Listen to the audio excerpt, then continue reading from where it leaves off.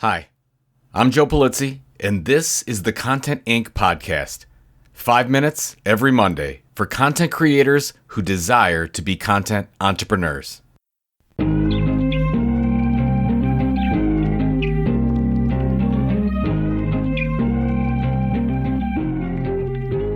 right, I want you to do something for me. Think about the most respected and trustworthy leaders in your industry. I bet they published a book. Whether you already have the content prepared or you're starting from scratch, getting your expertise into a printed book with Lulu has never been easier and more profitable. Lulu's e-commerce plugins allow you to sell directly to your fans from your site while they handle all the printing and shipping and everything else. You keep creative control, customer data, and 100% of your profits. 100%, folks. Create a free account today at lulu.com. Hey gang, before we get started, a reminder that this Friday, March 31st, is the final price break for attending Creator Economy Expo. Now that gets you $100 off attending, and then you can get $200 more off by using code JPVIP. That's all caps, JPVIP, and that will get you in the doors for just $4.95. If you are or want to be a full-time content creator, Creator Economy Expo is the event for you. The learning, the networking. I promise you'll 3x your investment without a sweat. Go to cex.events, that's cex.events, to register before Friday. Looking forward to seeing you at CEX in Cleveland, May 1st to 3rd. I'm almost finished with the audiobook Tomorrow and Tomorrow and Tomorrow by Gabriel Zevin. The main characters are video game designers, so this book is more than appropriate for any content creator. The ups and downs of creating something are truly palpable. Without giving anything away, the creators developed a game that turned out to be a flop. Sadie, one of the creators, has a difficult time dealing with the failure, especially a public failure.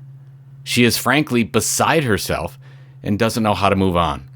The advice she receives is priceless. There are 2 takeaways I remember. The first is there is a blessing in a public failure. I mean, in the aftermath, there's no expectations on what you create. This bittersweet silence gives you, the creator, the time and the moment to begin creating something again without any pressure. The creator must embrace this. Now, while listening, the book took me back to the year 2009. It was turning from summer to fall when I had to face the fact that Junta 42, my first startup, was not going to survive.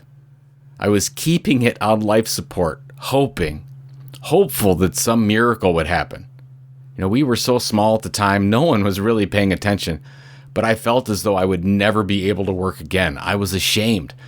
I moved from room to room, and the failure just seemed to follow me wherever I would go.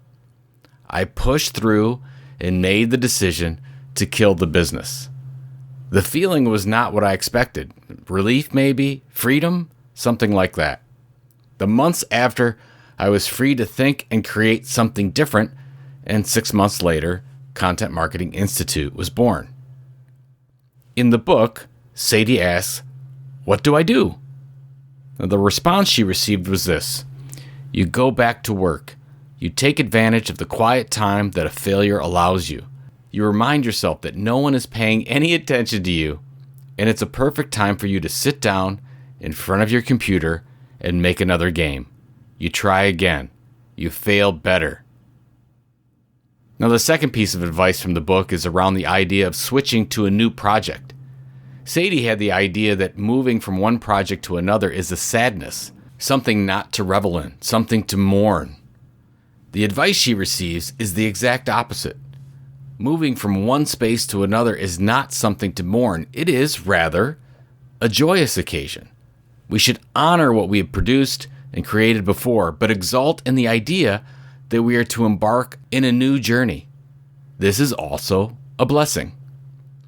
Failure creates a gate to walk through, and on the other side, do something truly better than before. I've heard all the failure quotes. I'm sure you have too. Fail fast, failure is necessary, failure makes you stronger. All these are true. But I'm not sure I've ever looked at failure as an opportunity, a space in between other spaces that is a blessing, if you see it as such. Anyway, the thought makes me smile. It also reminds me of why I love this content entrepreneurial business so much. We get to work on different projects. An end to one is a new beginning for another.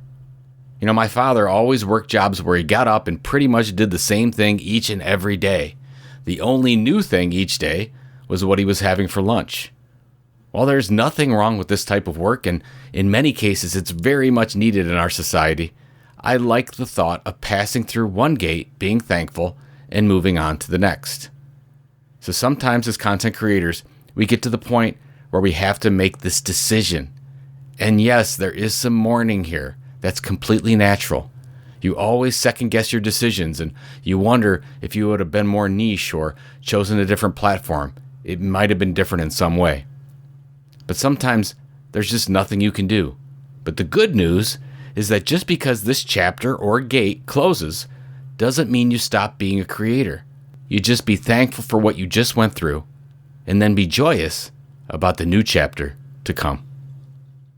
Good luck.